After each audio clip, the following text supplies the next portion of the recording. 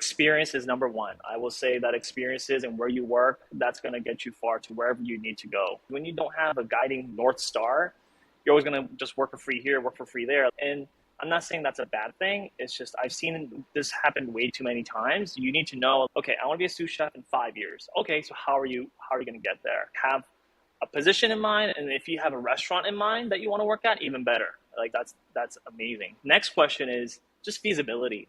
Obviously, you can't be homeless and work in a restaurant. Like, you want to make sure you're able to pay for a roof over your head. So if you can decide what is the amount every month, every week that I need to get paid to like get by, then that's okay. Like, for example, this specific role that I had at Boulé, I was still in college at the time. I was 20 years old. My peers thought I was doing really well. Like, I was getting paid six figures to manage this Michelin star restaurant. No, dude, like, I was not doing well. I was eating dollar slice pizzas for lunch every day. I had McDonald's after work every night. Like, it's all just a show, right? It's not about the glitz and glamour. Please don't get into it for that, to be famous or to show off.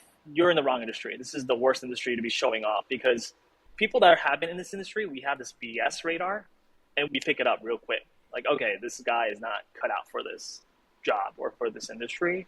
So, to your point, I think you gotta make sure you cover those bases.